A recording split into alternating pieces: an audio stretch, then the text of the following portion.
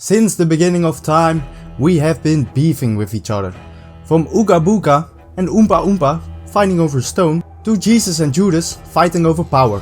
For thousands of years, humanity has been beefing with each other, leading to wars and misery. But nothing even compares to the dark times we live in now.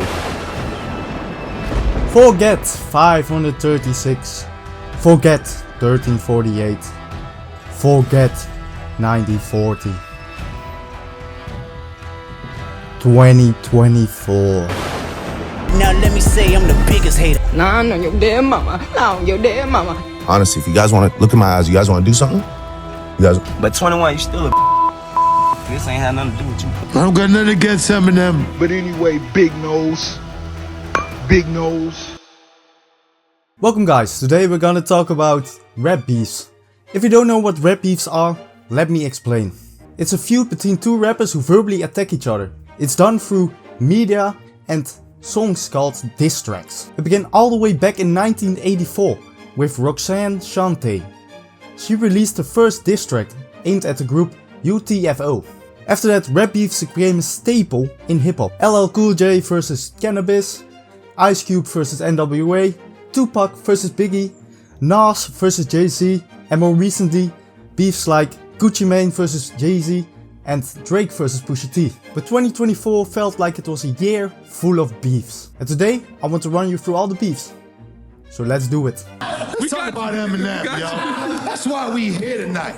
Fuck Eminem. Benzino was a rapper who came out of Boston, Massachusetts. Benzino was known for being the co-owner of the famous magazine The Source. It was a pretty big magazine at the time, but people always questioned the legitimacy of the magazine. It was always felt that the magazine wasn't genuine. What people always noticed was that Benzino was getting 5 mics on his albums, which means 5 out of 5 stars. And other more talented rappers weren't getting that same recognition or treatment. But let's talk more about Benzino. Benzino had a problem that the media saw Eminem as the savior of hip-hop. He talks about Eminem only getting his success from talking about killing his mother, drug use and beating his own girl. And that this was all condoned because he was white. Benzino also thinks he played a big role in the coming up of Eminem, because he got early recognition on the Source magazine. So Benzino made a diss track called Pull Your Skirt Up, with some notable bars. Disrespect Benzino. That ass is mine. What do you mean by that? Clash with the Titan. You're bound to start a crisis. Yeah, Benzino. The real Titan. Eminem hit back with 2 records. Don't Wanna and Nail in the Coffin. On these records, Eminem murdered Benzino. But it kinda profited Benzino, because it made him more known. But Benzino was fuming. Benzino began to use his magazine to diss Eminem by giving Eminem bad ratings. But the problem was, the Source magazine was keeping him relevant, and now he really hurt the reputation of the magazine. When there was opportunity, Benzino took it. Eminem's worst acclaimed album, Revival, dropped. Benzino began to throw a lot of hate to Eminem for this album, and a very one-sided beef began. But with this one-sided beef, he actually got someone else involved.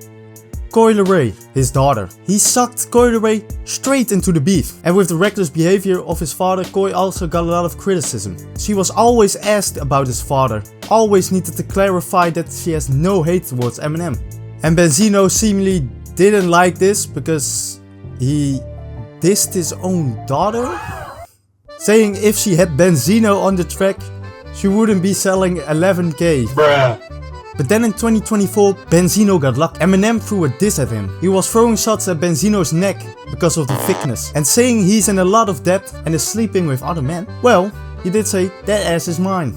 So I'm not surprised. Benzino struck back with 2 diss tracks. On his first diss track, Vultures, he hits us with one of the hardest opening bars ever. Yo, Eminem, you should be called Skittles. Rap beefs are an important part of what hip hop is.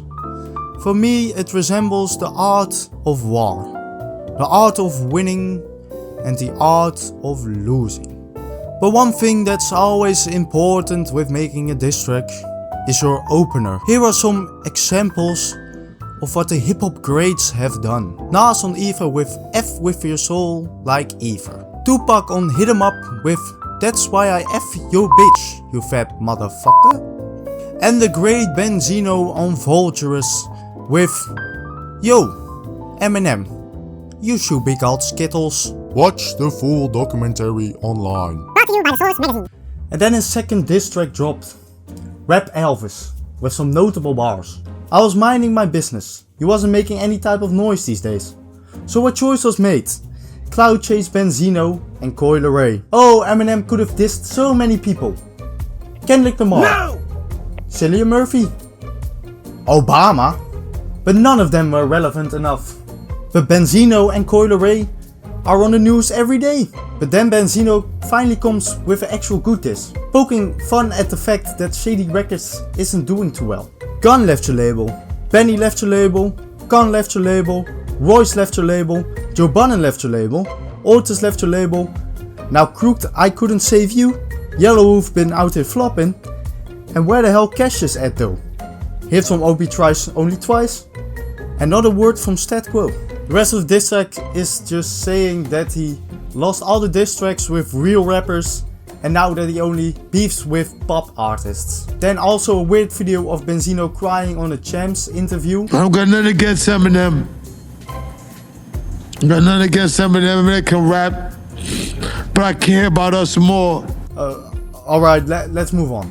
Bullet fragment, bitch. She a bullet fragment, bitch. In early 2024, Megan Thee Stallion released her song His, seemingly sneak dissing a lot of people. Apparently Nicki thought Megan was dissing her husband. These hoes don't be mad at Megan, these hoes be mad at Megan's Law. Megan's Law is the federal law that requires the release of relevant information to protect the public from sexually violent offenders. And Megan was throwing shade at Nicki because his own man is on that list. In 1999, her husband Kenneth Petty was put on the list because of a rape incident. But when he wanted to move from New York to California, he didn't inform the authorities about him moving. You need to do this when you're on the list, and especially him, because he was a level 2 offender, which means he is a danger to society. But it gets even crazier. Another reason Nicki was mad at Megan is because her own brother is on the list. What the hell? Nicki strikes back. She first started throwing shots at Megan about her mother passing away from a tumor and kept calling her fragmented food. Nicki Minaj was so angry she encouraged her own fans to start a war against Megan and her friends. Even her fans going as far as threatening to destroy the tombstone of her dead mother. And then she released the diss track Bigfoot. But there were also some questionable lines in this record. Normally you start a diss track with a great opener. But Nicki started with somewhat of a stupid diss. Drinking a bottle of Henny through a straw. This refers to the time Megan was drinking a bottle of Henny through a straw. But is this really how you want to start a diss track? With a weak ass diss? A diss track for that loser Lil Timmy, who lives 2 houses away. Hold up, isn't bro like 7 years old? So, he annoys me. Always running around the neighborhood and always yelling. Okay. Let me hear your bars. Alright. Lil Timmy riding on a bike. Stop with that. Go do something with your life. You loser riding on a 3-wheeler. I'm a gangster riding on a 2-wheeler. What? Dissing him over a 3-wheel bike? Yeah. Goes hard, right? No. Oh. Always room for improvement, I guess. But let me continue. Alright. Lil Timmy, you a bitch! Fuck you, get shot with no scar. There's literal evidence of Megan posting a picture of her foot looking all kinda nasty. Is it my fault I got that good vagina? And now the most hypocritical line of them all. Why the fuck is you humping on a minor? Nicki is alleging that Megan is a PDF file. While Nicki herself is a little bit, let's say, suspicious herself. While performing, Nicki sometimes invites men onto stage and proceeds to do a lap dance on them. And on one occasion she rather did a weird choice. She proceeded to invite a 13-year-old on stage and proceeded to do a lap dance on him. But this is not the only thing. In 2009, Nicki Minaj did a track with rapper Lil Twist, where she was rapping about having sex with him. Mind you, rapper Lil Twist was born in 1993, making him 16 at the time of making this record. Bruh. I don't think you want the next installment of this song. Trust me, we don't. And you think, where's Megan's diss track? Well, Megan actually never responded to anything or mentioned anything, making this beef, just like Benzino's, very one-sided. You think I'm scared of a British rapper? Boy, was far from your skeleton looking ass, bitch ass. What you talking about? So this beef all started with Metro Boomin's old tweets being surfaced. And let's just say it were some questionable tweets. Huh? But the one tweet I want to point out is the tweet where Metro Boomin is saying, my phone rings to come to the studio with Jeezy, your phone rings to send Soulja Boy a pack of beats. Sit down. And Soulja Boy was not happy over a tweet, may I remind you, was 12 years old. And he came with some real threats. He got 24 hours to delete that tweet. Oh, shiver me timbers. Shut up, man! 21 Savage also got involved in this beef, because he was spotted commenting under Soulja Boy's tweets, or what? Then Soulja Boy proceeds to say Happy Mother's Day to Metro Boomin. But this just goes too far, because Metro Boomin's mom, Leslie Wayne, was sadly tragically murdered. And then he proceeds to tweet, you sacrificed your own mom, Metro Boomin, you a puppet. All the streams, sales, money and fame not gonna bring your mom back. Metro Boomin, was it worth it? Why? Just why?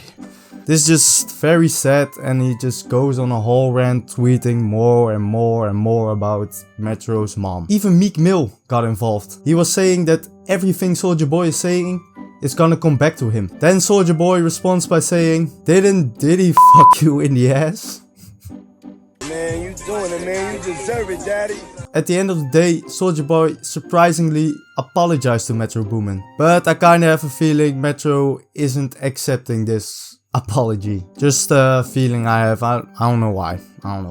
But Soulja Boy still has beef with 21 Savage, and he just was on a live stream calling him pussy all the time. But 21, you still a This ain't had nothing to do with you. There were no diss tracks or anything, just tweeting. Yeah, he was scared. Quavo. Who's scared? Quavo, bring your out of here again. It all began with a girl called Karuchi 10, a supermodel. Chris Brown was dating her on and off from 2011 to 2015. But when in 2017 Quavo allegedly started dating her, Chris Brown and Quavo got on bad terms. But before this they were actually pretty good friends and were collaborating very often. On June 25th of 2017, the Migos and Chris Brown got into an altercation. A member of Chris's squad pushed Quavo, but then a member of Migos' squad tried to intervene but got punched. Chris Brown eventually walked away from the situation and nothing really happened. And now Chris Brown and Offset got into a little beef. It all starts with Chris Brown mocking 21 Savage when it came out he was British. Seemingly Offset didn't find this funny. Offset and Chris Brown got into a beef on Instagram DMs. There were screenshots of them messaging each other. Then Chris Brown was saying that Jack Harlow and Quavo were shitty at playing basketball. And then Quavo and Chris Brown was seen seated next to each other at Paris Fashion Week, looking really awkward. In Chris Brown's song Freak, he was throwing shots at the Migos and Quavo in particular, but nothing really crazy. Even though the diss wasn't really that crazy, it set Quavo off to go to the studio the same day, and he dropped the diss track the same day. It was not really well received, and he just were some surface level disses, nothing really special. And besides that, it just sounded like the least aggressive diss track, and he was just singing all the way through the diss track. But I just wanted to mention one bar from the song. David Blaine, go to Magic with my gang. I don't know what this is supposed to mean. Does this mean that David Blaine goes to the famous strip club Magic City with Quavo's gang? Alright guys, I think we should call it a day. I think everyone's a bit tired and we should head home.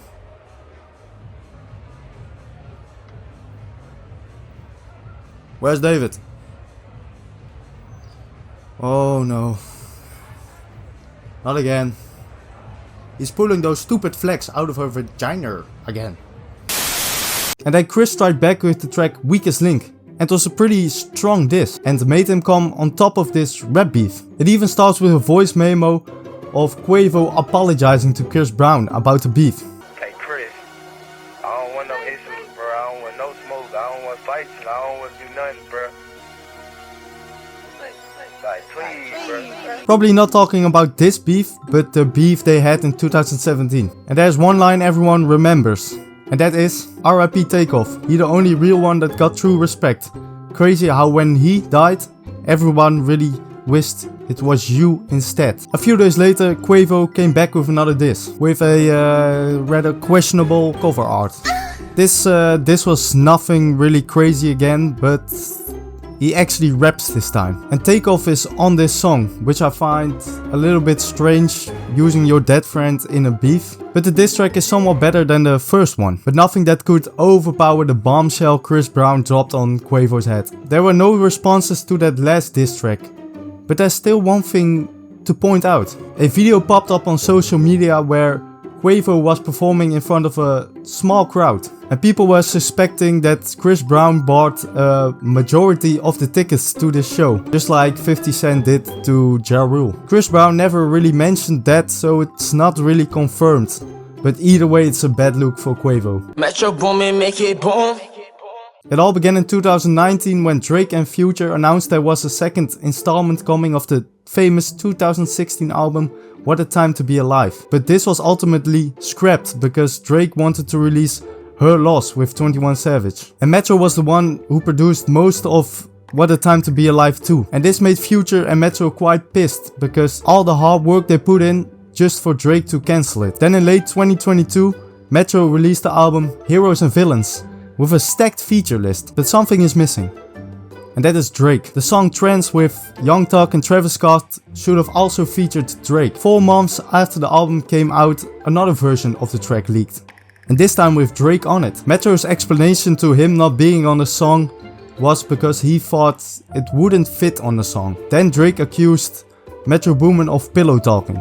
For the people who don't know, pillow talking is when you start talking to a person you just had sex with. In a lot of instances, when people start pillow talking, they become more open and say more things. And Metro Boomin was apparently pillow talking to a lot of women about how much he hates Drake. Drake allegedly even sneak dissed Metro Boomin here on the song More M's off of the Her Loss album. Which is kind of funny because Metro Boomin himself produced the song. Then Metro replied on a retweet stating how much streams Hero Loss and Heroes and Villains were getting a day. Heroes and Villains was getting way more streams. Metro replied by saying that Her Loss was getting all the rewards at reward shows and Heroes and Villains was getting nothing and calling reward shows stupid. But he quickly deleted this tweet for no apparent reason. But the now famous clip of Drake saying the Tweet and deleters.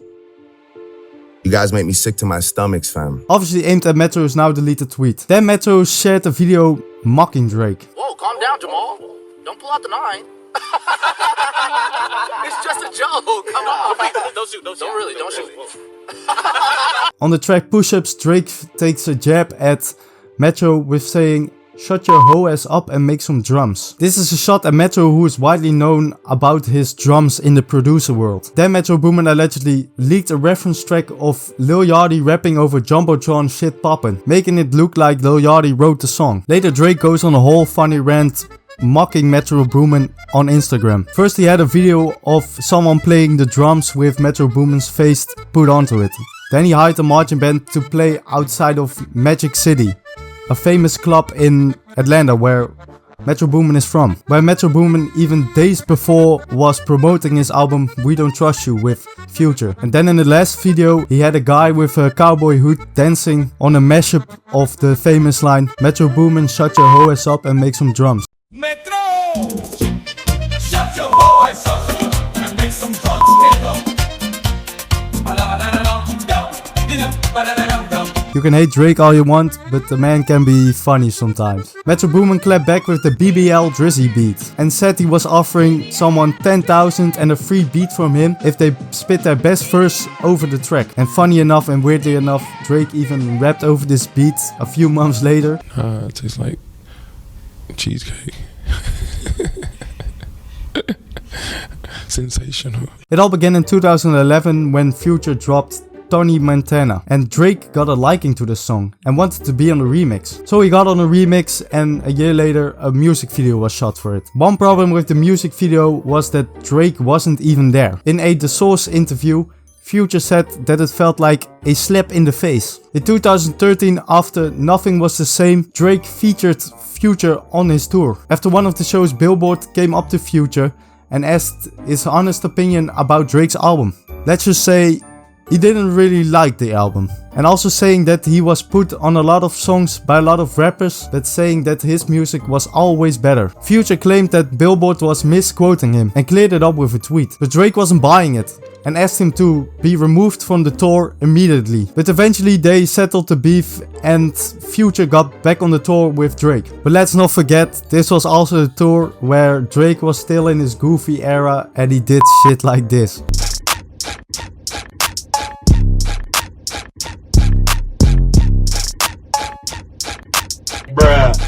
For a long time, Future and Drake seemed to be on good terms, even making a collab album, What a Time to Be Alive, and later making big hits like Life is Good and Way Too Sexy. But Future didn't like Her Loss also, and Future also got dissed on more M's about pillow talking, especially about his Instagram model Princess Diana. On For All the Dogs, Drake is throwing sneak disses after sneak disses on Future. On the song Fear of Heights, it's from the perspective of Drake talking to this Princess Diana girl and saying he got more hits and doing better than Future. And on the chorus of What Will Pluto Do, which is obviously talking about Future because his nickname is Pluto, saying that the last time he saw her, she was fucking with a friend, and questioned what would Future do in this situation. On the opening of the same title of We Don't Trust You, clearly this is Drake by saying that Drake was talking behind Future's back and saying he was a fake friend. But there's another girl Future and Drake are beefing about, and that's a girl called Just Tokyo. There were photos of her at Drake's and Future's show. This was also shown on Drake's diss track Push Ups by saying, I'm out in Tokyo because I'm big in Japan. So with that he was literally saying he was big in Japan. And the girl. Even saying on the same track, Drizzy Chippendale got your bitch new Chanel. With the cartoon characters Chip and Dale, who are known for always outsmarting the dog Pluto. Then also saying on the track that he gave Future his first #1 with Way Too Sexy. On the diss track Family Matters, Drake was saying that Metro Boomin had a big part in why Drake and Future split up. And them splitting up made him sick to the stomach. After this we didn't really hear a lot about either of them. But trust me when I say it, this isn't the end of their beef. I smashed before you birth, son. Flacco hit it first, son. But I want to go over them briefly because I think they were not really important in this beef and they were just there because they wanted to say something. And they didn't really make any diss tracks or have a big role in the beef. So let's keep it short. In 2012, Drake wanted to sign The Weeknd for his own label, OVO. And they were in talks and it seemed like they were getting close to a deal. But in the last second, The Weeknd decided to sign with another label called Republic Records. The reason for this was probably because The Weeknd didn't want to be in Drake's shadow. And especially didn't want to make a career out of ghostwriting, which he previously already did for Drake. And partially because of this, Drake and The Weeknd had a falling out with each other. And in the beefs of 2024, they had some back and forth, but nothing really special. Nothing we didn't really already know. Drake and A$AP Rocky were always on good terms. Rocky was even stated saying that he owes a lot to Drake for how his career panned out, even going on tour with each other. But sadly they had a falling out with each other. This is because of one girl. Rihanna. Rihanna and Rocky had an on and off relationship in the past, but now they are really dating and even having 2 kids. But before they were really dating with each other, Drake was also dating Rihanna. And because of that, they aren't friends anymore, because they felt betrayed by one another. But both didn't really have anything special in the beef or went anything crazy on each other. White boy, BBL Drizzy, I got a question. For most of their careers, they were on good terms, frequently collaborating with each other, with songs like Aston Martin Music, I'm On One and many more. It went even as far that they almost dropped a collab album, which would be called YOLO. First note of tension started to rise when Meek Mill got into a beef with Drake, claiming he got ghostwriters. But there was one problem at the time. Meek Mill was signed to Rick Ross's label, and in first instance Rick Ross seemed to be on the side of Drake in a tweet saying Drake over Meek Mill. But Rick Ross claimed this was a fake tweet. Then on a leaked song by Rick Ross, Color Money, it looked like Rick Ross was taking subliminal shots at Drake, most notably referencing a line from Drake's diss track to Meek Mill called Back to Back. Rick Ross said, Color Money got your bitch out on a world tour, my little homie made $1 million on his girl tour. Drake fires back on the track Western Road Flows. He said in this track that he brought one of Rick Ross's ex-girlfriends to a music video, and this was actually confirmed. But Drake and Rick Ross actually had a few talks with each other and the beef was squashed, and after that they went back to collaborating with each other. It all took a turn for the worst when frequent collaborator and good friend of Rick Ross, French Montana, received a cease and desist from Drake, because allegedly French Montana was trying to release a song where Drake was featured on, and Drake probably didn't want to be on the record with French Montana. After this, Rick Ross was quite angry and they got into a beef with each other again. On push-ups, Drake is taking shots at Rick Ross, saying that he might take his latest girl and cuff her like he is Ricky. If you don't know, before Rick Ross was a rapper, he was actually a correctional officer at a prison. And this is embarrassing for him, because when he came into the rap game, he put on this big persona that he was a drug pinking, a big gangster. And when this came out, no one believed him anymore. But I'm really curious on how the person who exposed Rick Ross told it to him. Hey Rick, how you doing? I'm doing great. I'm doing great. Still hustling in the streets every day. No one got locked up today? No. Why you ask that? I was just wondering how you got such a full belly. From all the donuts you ate back in the day? I'm just joking. I'm just joking. Oh, I see I already have my hands high. Do I need to put them on my back for you? Do I need to put them on my back? What are you trying to say? I'm just saying that I feel grateful for you. I always felt safe around you. Like you some sort of guard. If there were prisoners here, they would sure not escape on your watch. Ugh.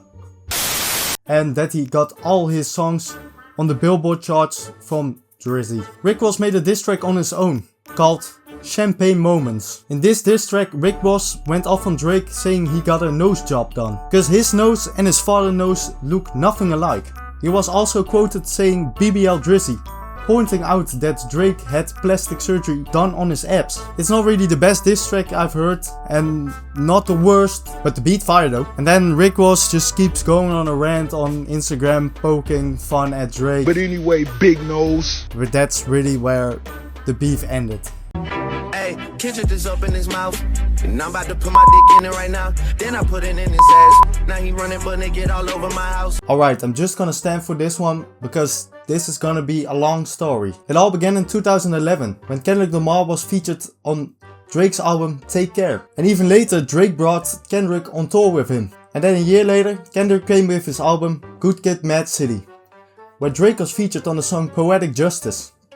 It all seemed like they were having a good relationship and were on good terms. But then on the now famous song Control by Big Sean, Kendrick had a few words to share. He name dropped a lot of rappers who were up and coming rappers at the time. And he was saying he got love for them all, but he was at the same time trying to murder them all. Among all of those rappers was Drake. And most rappers took it as a light jab, saw it as friendly competition, but one rapper didn't.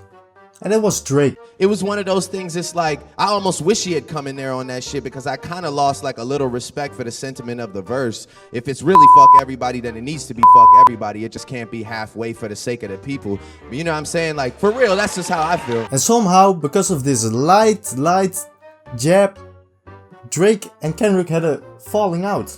And then they had, over the years, a lot of small jabs at each other and small disses. So I'm gonna name them all out here. On the song The Language, Drake had some subliminal disses towards Kendrick. A couple weeks later, at the BET Awards, Kendrick was having a cypher with all the TDE rappers and threw shots at Drake in the cypher. Then Drake dissed him back on the Future's Shit remix. Then on Pay For It with J-Rock, Kendrick dissed Drake back. On If You're Reading This It's Too Late on the track Used To, Drake fired back. Then on How to Pimp a Butterfly on King Kunta. Then on 100 with The Game, Drake dissed Kendrick once again. Then on Compton, an album by Dr. Dre, on the song Dark Side / Gone, where Kendrick is featured on. Then Drake is back with Gleister on the More Life project. Then Kendrick Lamar on the Hardball 4 with multiple diss bars. And then on the album Damn, on the song Element. And what's funny, there's actually a leaked version of the track Element where Kendrick actually name drops Drake. Drake and McMill beef might got you gassed up, but now I'm a whole nother beast, I really f you up. Then Drake's back again on Diplomatic Immunity, and then on last but not least, Drake's project Scorpion on Sandra's Rose. But even after all this beefing, Drake still showed love on a Rap Radar interview to Kendrick. I always keep my ear out for the hardest shit. I have a lot of respect. I have a lot of respect for, you know, the other two guys that I'm constantly, you know, up against, which is like Cole and Kendrick. Three-headed monster.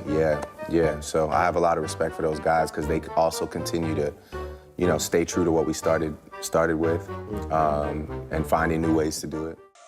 After a long hiatus, Kendrick is back in 2021 with the song Family Ties with Baby Keem, saying, "I'm smoking on your top 5 tonight," making it look like Kendrick was back on smoke. Then a preview came out of a song with Drake and Lil Uzi. Drake is heard in the first verse talking about how he made Kendrick and how he got his whole career thanks to Drake. Fake woke, fake deep, you ain't no fame before me. Gave your ass a little sneak peek, yeah. Now you gotta take a back seat. Then they both start their subliminal disses again, so I'm gonna point them out for you here. On Mr. Morale and the Big Steppers on the tracks Silent Hill and Father Time. Then Drake got back on Her Loss on the song More Amps. And then on Beyonce's track America Has a Problem, Kendrick shot back. But then a song came out, which was actually not intended as a diss track. But this is where the straw broke the camel's back for Kendrick. A song between Drake and J. Cole was released on the For All the Dogs project. A project by Drake. J. Cole starts the track with saying he's the number UNO. With that he's obviously saying that he thinks he's the number 1 in the rap game. Then on the second verse, J. Cole mentioned the big 3. Kendrick, Drake and J. Cole. But Kendrick didn't take a liking being categorized like that. On the album We Don't Trust You by Future and Metro Boomin was a track called Like That, which had a hidden feature from Kendrick Lamar. Kendrick just went off on J. Cole and Drake, even saying, "Motherfuck the big 3, it's just Big Me." I have actually no idea what he was talking about. Well, I'm guessing he talks about who has the biggest D, but I kinda doubt that, Kendrick, that you have the biggest D. Then Drake went on a rant at one of his concerts, saying no one can fuck with him. Cause you know how I'm feeling? I got my fucking head up high, my back straight, I'm 10 fucking toes down in Florida or anywhere else I go, and I know that no matter what, it's not a nigga on this earth that can ever fuck with me in my life. And that's how I want you to walk out of here tonight.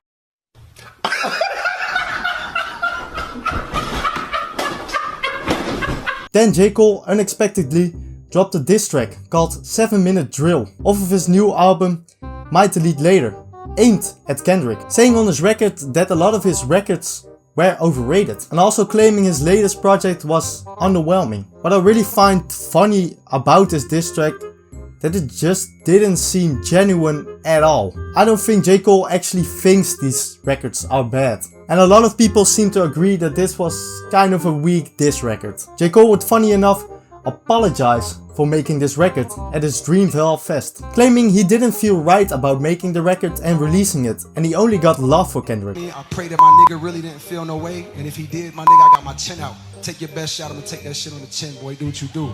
You know what I mean? Like, all good, like, it's love.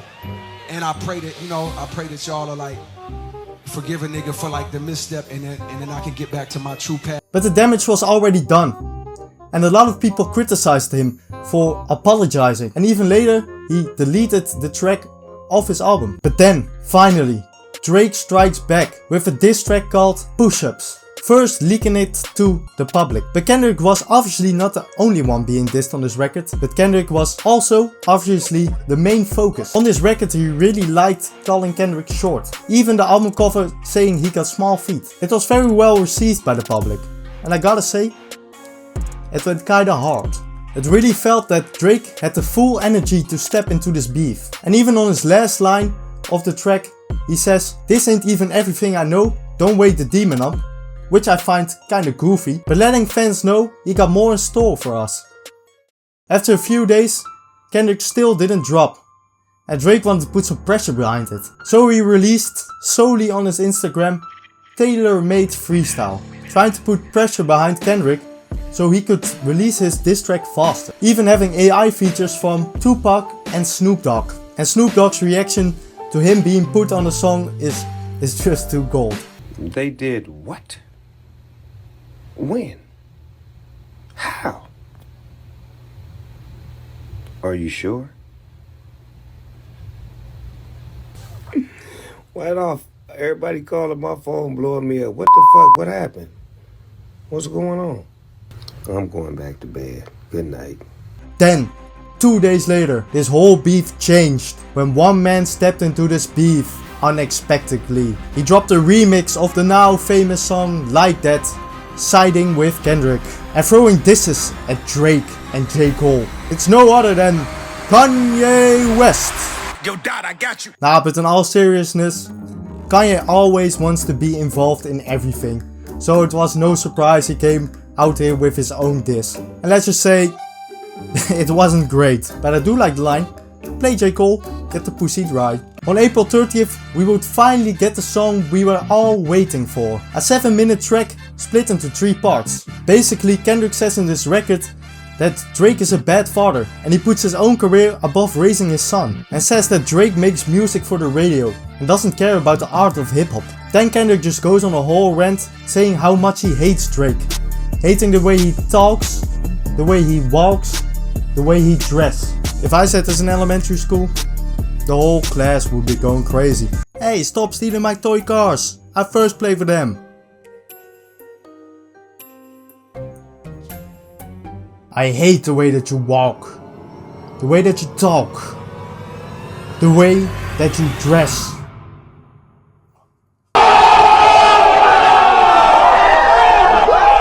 Three days later, Kendrick would drop the track 616 in LA, with a lot of speculation surrounding what the title means, with people thinking it was a reference to Drake's timestamp records, Tupac's birthday, Father's Day in Canada, and a Bible verse about a proverb which speaks on hate. I myself think it means 6 16-year-olds in LA. And I think Drake also saw this, because Drake only sees minors.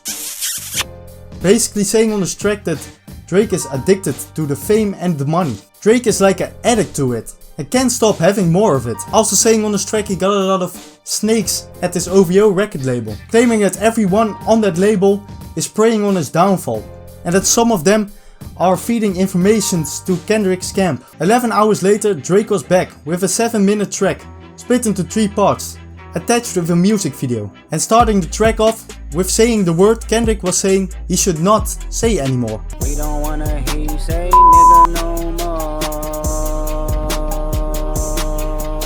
Nigga, I said it, I know that you mad. And in this song, Drake was claiming that Kendrick was beating his own girlfriend, Whitney Alford, and claiming she is sleeping with longtime friend of Kendrick, Day 3. And this record was really well received, and a lot of people said Drake came on top of the beef, but that didn't last long, because 30 minutes later, Kendrick dropped a bombshell.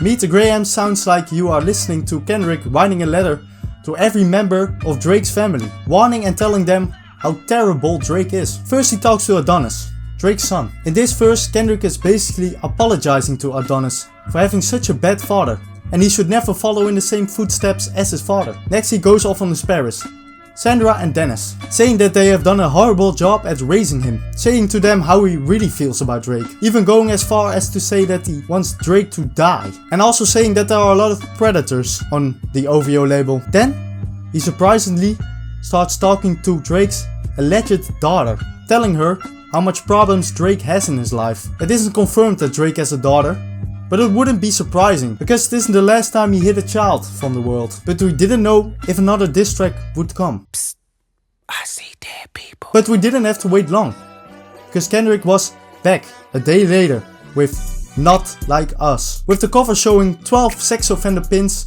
over Drake's house. And basically Kendrick is saying in multiple ways that Drake's a PDF file. Also saying he's a colonizer, because he takes a lot of styles from other rappers and implements it in his own songs. And having iconic lines like certified lover boy, certified PDF file. And twirling like a bitch, ain't you tired, trying to strike a chord, and it's probably a minor. But it first seemed that Kendrick was talking about Drake liking kids with the line minor. But I actually think Kendrick was referring to the famous game Minecraft, and that this track was written because Drake is actually very bad at mining in Minecraft. Psst. Word goes around the streets that sometimes Drake accidentally mines diamonds with stone pickaxes. Yo, call declined. Embarrassing. But this song was huge, having 700 million streams at the time of this recording, and even going #1 on Billboard. And I think this was the best diss track of them all. Not because of the context, but more of how Kendrick managed to embarrass Drake in front of the whole world.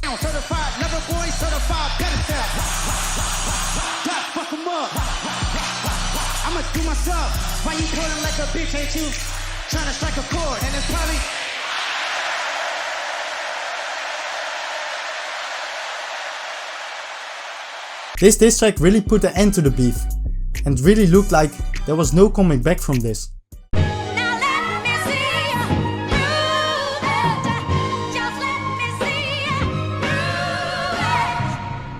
The next day Drake was back with another diss track, The Hard Part 6, in reference to the series The Hard Part from Kendrick. This song just wasn't any good and was also a little bit weird. Let me explain. In this song Drake talks about how his own camp was feeding Kendrick fake information, especially about him having a 11-year-old daughter, and also denying the fact that he sleeps with younger girls, saying he would have been caught a long time ago because he's that famous. Oh yeah, because that's never happened before. Bro, I'm over there trying to cook some meat and they showing me the meat master.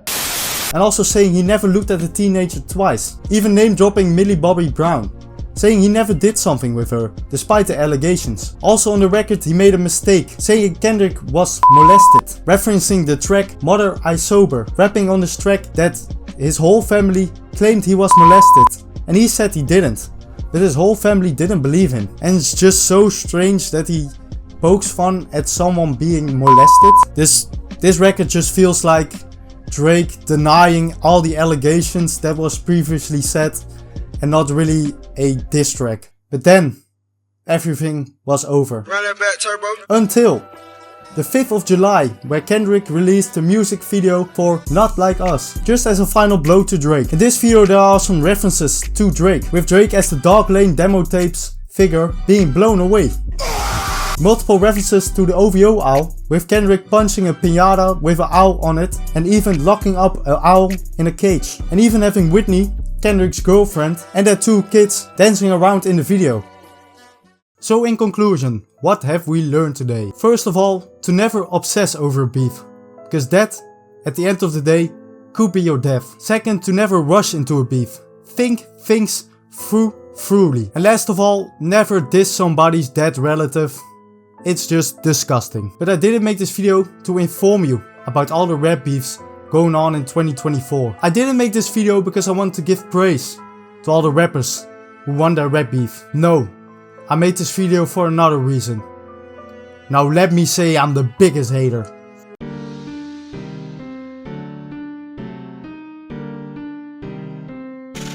Hey man, we're gonna drop a bombshell on these motherfuckers. They knew not to fuck with me, but now they woke the demon up. Moo. Ha ha ha ha. Benzino, you ugly bastard. I give your existence a 0 out of 5 mics. Your neck's so thick, can't even cut it off with a chainsaw.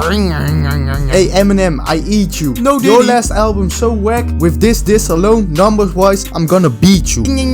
This is an awfully hot diss. Hey Nicky, you are twisting around your bed tonight after this. Lil Twist, you heard that ad-lib there? Did it make you horny?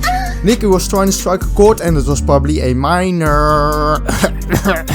Megan Thee Stallion, more like Megan the horse, because you look like a horse. And this is a cow, but you also look like that. Soulja Boy is that ass that I'd rather go to the studio with Diddy than with him. What? Hey Chris, your music's so ass that you even have the color of poop as your name. If I sat next to you at Paris Fashion Week, it wouldn't be awkward, you would be shitting your pants. Or would you beat me up, just like those girls? Quavo, you're a bitch. But I will not diss you further, because you were already too scared and apologize to me. Hey Metro, shut your hoe ass up. Hey Pluto, you chose your name wisely, because just like Pluto, you are a dwarf to me. Drake didn't even want to be in the Tony Montana video. But look, here is he in mine. Hey guys, it's me, Drake. Hey, Mr. Ricky, with all that fat on your belly, could you even see your dicky? Bars. If I was in prison with you, I will be behind bars, and you will be dropping the soap. Oh yeah. I don't like you, Drake, because your name sounds like dragon, and I'm scared of dragons. Ah! Are you a racist, Drake? Because why you're beefing with Pluto while you're a dog yourself? Goofy. Huh? Do you hear that? Oh, that's Drake running by. No, Drake, the playground is that way. Kendrick Lamar, more like Kendrick Lamar. What's even worse than brain rot? The raps wrote by K-Dot. What the Sigma? You'll be meeting the Grahams, I'll be meeting your mom. Motherfuck the big three. Hey fuckers, it's just Jaypee. Woo! Just like you said, Kendrick, there ain't no round twos. So don't ever one of y'all try me. Because you don't know what's gonna happen. Alright, Jaypee out. Cheers!